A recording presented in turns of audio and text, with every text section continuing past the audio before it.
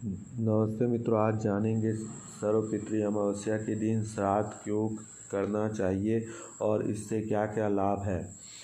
हिंदू धर्म का व्यक्ति अपने जीवित माता पिता की सेवा तो करता ही है, उनके देहवासन के बाद भी उनके कल्याण की भावना करता है एवं उनके अधूरे शुभ संकल्प को पूर्ण करने का प्रयत्न करता है। श्राद्ध विधि इसी भावना पर आधारित है। इस साल सर्वपितृ अमावस्या 6 अक्टूबर को आ रही है।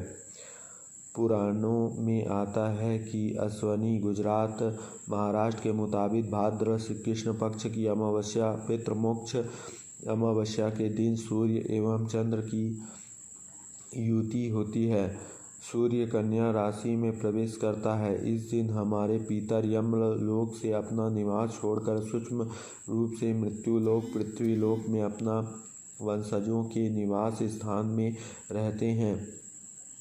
अतः उस दिन उनके लिए विभिन्न श्राद्ध करने की तृप्त होती है। गरुड़ पुराण में लिखा है, अमावस्या के दिन पितृगण वायु रूप में घर के दरवाजे पर उपस्थित रहते हैं और अपने स्वजनों से श्राद्ध की अभिलाषा करते हैं। जब तक सूर्य अस्त नहीं होता तब तक वे भूख प्यास से व्याकुल होकर वहीं खड़े रहते हैं। सूर्य अस्त हो जाने के पश्चात वे निराश होकर दुखित मन से अपने अपने लोक को चले जाते हैं। अतः अमावस्या के दिन प्रयत्नपूर्वक श्राद्ध अवश्य करना चाहिए। यदि पितृजनों के पुत्र तथा बंधु बांधव उनका श्राद्ध करते हैं और गया तीर्थ में जाकर इस कार्य में प्रवृत्त होते हैं, वे उन्हीं पितरों के साथ ब्रह्मलोक में निवास करने का अधिकारी प्राप्त करते हैं। उन्हें भूख प्यास कभी नहीं लगती। इसलिए विद्वान को प्रयत्नपूर्वक यथाविधि शाकपात से भी अपने पितरों के लिए श्राद्ध करना आवश्यक है। राजा रोहित्राशव ने मार्कंडेय जी से प्रार्थना की, भगवान, मैं श्राद्ध कल्प का यथा रूप से श्रवण करना चाहता हूँ। मार्कंडेय जी ने कहा, राजन, इसी विषय में अनर्त नरेश ने भृत्यज्ञ से पूछा था। तब भृत्यज्ञ ने कहा था, राजन, विद्वान पुरुष को अमावस्या के दिन श्राद्ध अवश्य करना चाहिए। क्षुधा से क्षीण हुए पितर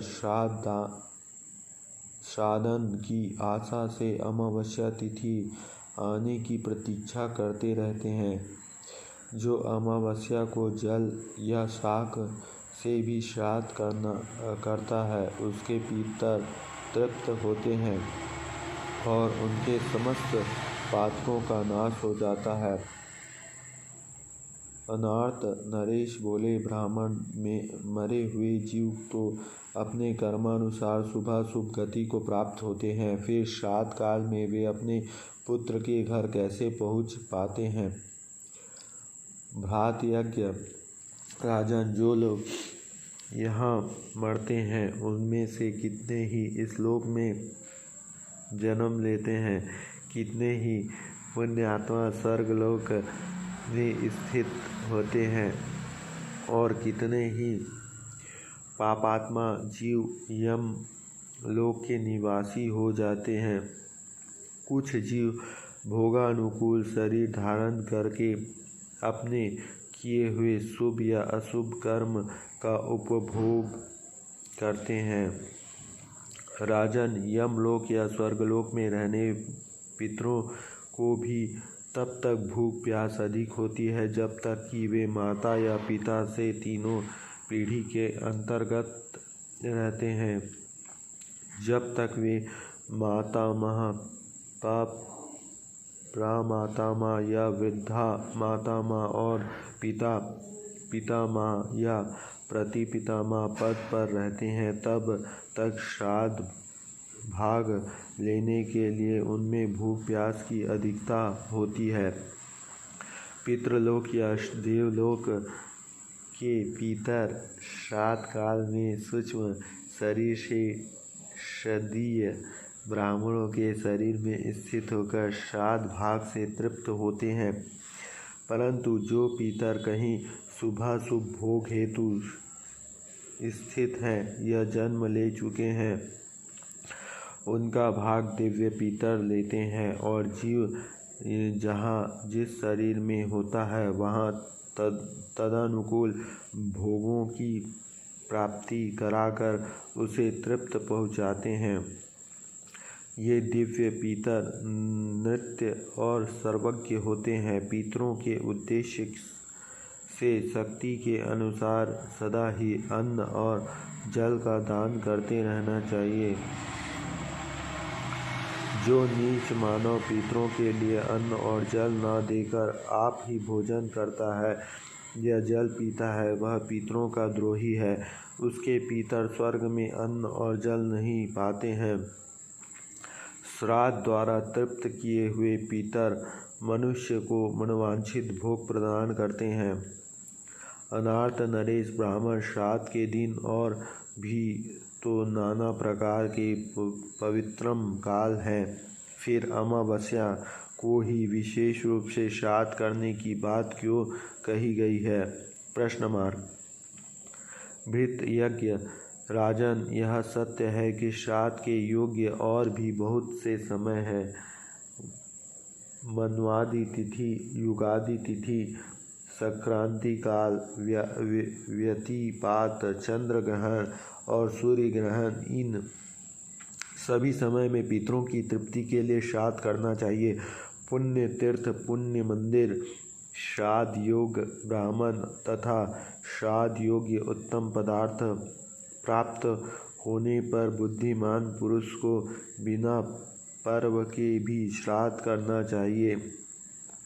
अमावस्या को विशेष रूप से श्राद्ध करने का आदेश किया गया है।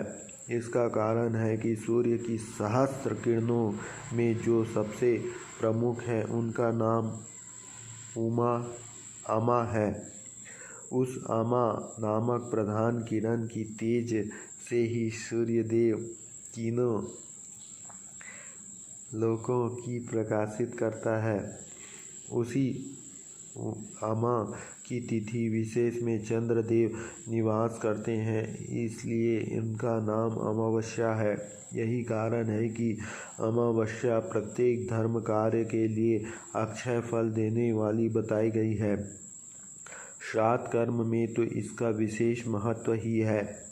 श्राद्ध की महिमा बताते हुए ब्रह्मा जी ने कहा है, यदि मनुष्य पिता पितामह और प्रपितामह के उद्देश्य से तथा मातामह प्रामातामह और वृद्ध मातामह के उद्देश्य से श्राद्ध तर्पण करेगा तो उतने में ही उनके पिता और माता से लेकर मुझ तक सभी पितर तृप्त हो जाएंगे।